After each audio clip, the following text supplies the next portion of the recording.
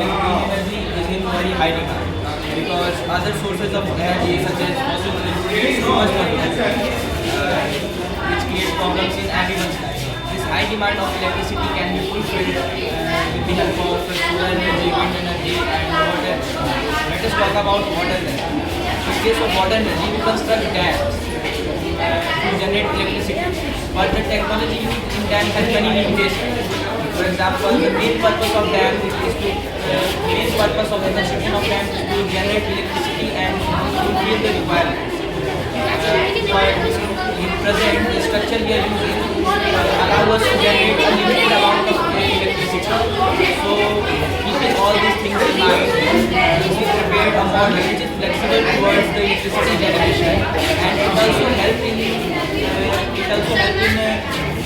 minimizing its environmental impact. And we also show the river interlinking and agricultural benefit of a dam. And now my friend Ayush will explain further what the actual model is. For that, we took two rivers that are Ganga and Son. We interlink Ganga to Son. Here, our question made is determined by Ganga to Son, not Son to Ganga. Then the reason behind R. Son has more perfect force than Ganga, and the segment of Son is less than Ganga. Then again you question that why we are seeking for sediment.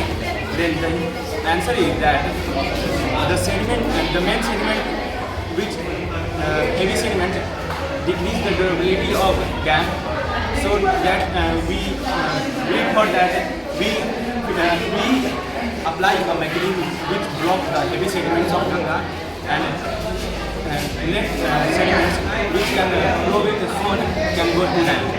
For that we also apply a mechanism to solve that problem. Here typically Ganga to Son and increase the water volume of Son to reserve that water for dam to generate electricity. Now my friend will explain how it's works.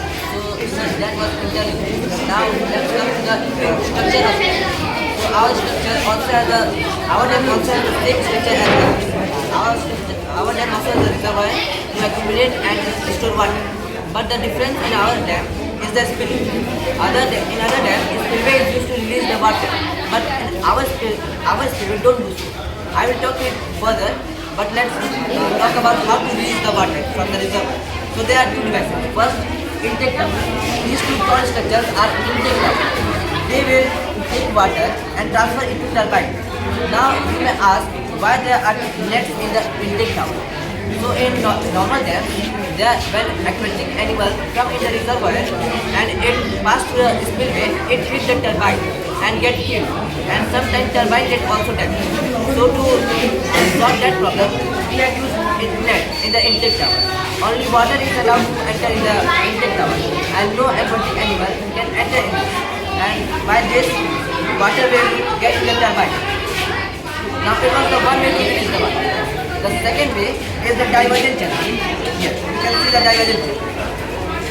As their name suggests, it will divert the flow of water, and further it will connect the water in the main stream. So there can be two problems. First one was aquatic animal. As I told you, aquatic animal will not pass through the intake tunnel, will pass through the divergent channel. And secondly, my friend solved the issue for the big sediment, but what about the small sediment? If the small sediment will get accumulated, then they can be released from the divergent channel. Suppose sediment gets stuck in the divergent channel, then we can flush it. In flushing, we don't need to do anything, but we have to release a large amount of water at the same time. And that force will clean the whole divergent channel at a time. Now this was the water electricity related structure will be explained by my friend. As he explained about the water related structure, now let's talk to see about the electricity generation structure. Here are two structures that are known as polyturbine channels.